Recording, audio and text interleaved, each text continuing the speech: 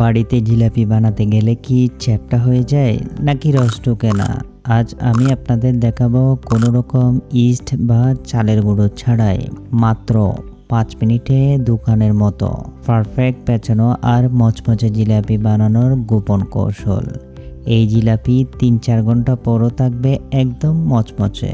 চলুন আর কথা না বাড়িয়ে শুরু করা যাক আজকের রেসিপি।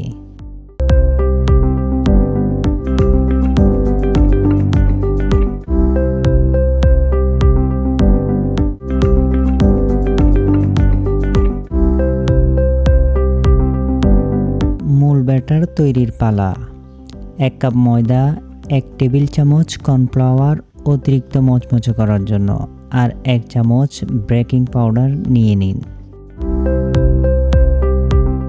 2 টেবিল চামচ টক দই, সামান্য পরিমাণ জর্দার রং বা ফুড কালার একেবারে অপশনাল।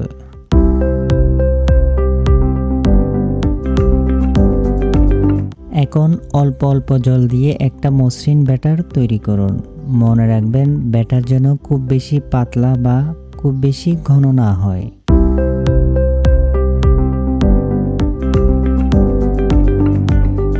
ব্যাটার যদি খুব বেশি পাতলা হয় তাহলে জিলাপিগুলো চ্যাপ্টা হয়ে যাবে বানানোর সময়, আর ব্যাটার যদি খুব বেশি ঘন হয় তাহলে জিলাপির পেঁয়াজ দেওয়া অসম্ভব হয়ে যাবে। এখন একটি সসের বোতল বা পাইপিং ব্যাগে ব্যাটারটা ভরে নিন।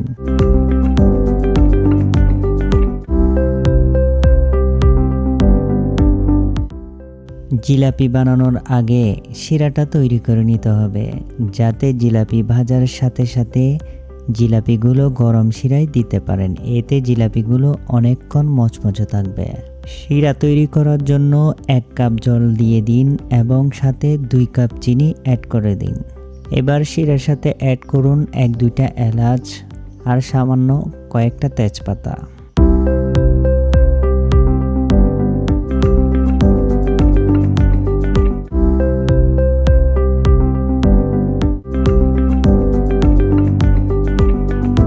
এবার এতে অ্যাড করুন সামান্য পরিমাণ ফুড কালার, এটা একেবারেই অপশনাল।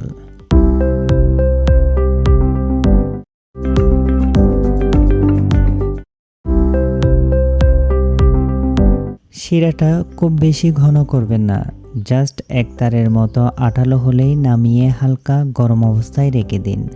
নামানোর আগে শিরায় অ্যাড করুন লেবুর রস, যাতে শিরাটা জমে না যায়।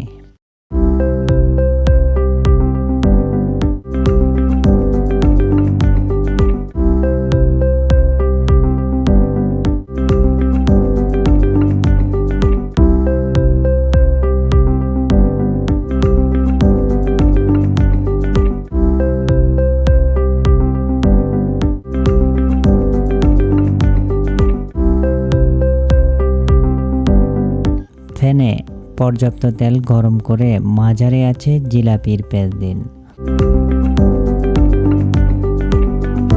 প্রথম পেঁচ একটু আঁকাবাঁকা হতে পারে, কিন্তু ঘাবড়াবেন না।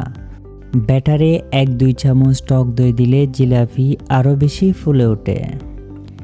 জিলাপি ভাজার তেল খুব বেশি ধোঁয়াটা গরম করবেন না, মাঝারি গরমে ভাজলে জিলাপির আকৃতি সুন্দর হয়।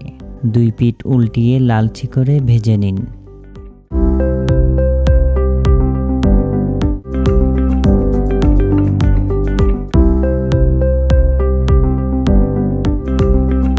একদম কড়া করে ভাজবেন, যাতে মচমচে ভাবটা দীর্ঘস্থায়ী হয়। তেল থেকে তুলে সাথে সাথে জিলাপিগুলো হালকা গরম শিরায় চুবিয়ে নিন। মাত্র 30 সেকেন্ড থেকে 1 মিনিট রাখলেই দেখবেন জিলাপিগুলো সব রস চুষে নিয়ে টইটম্বর হয়ে গেছে। বেশিক্ষণ রাখবেন না, তাহলে নরম হয়ে যেতে পারে। দেখুন কতটা মচমচে আর রসালো হয়েছে আমাদের ঘরোয়া জিলাপি, দোকানের চেয়ে ফ্রেশ এবং স্বাস্থ্যকর। এই রেসিপিটি ফলো করলে আপনিও হবেন জিলাপি মাস্টার। ভালো লাগলে বন্ধুদের সাথে শেয়ার করুন আর সাবস্ক্রাইব করে পাশে থাকুন। আজকে আসছি, দেখা হবে পরের রেসিপিতে।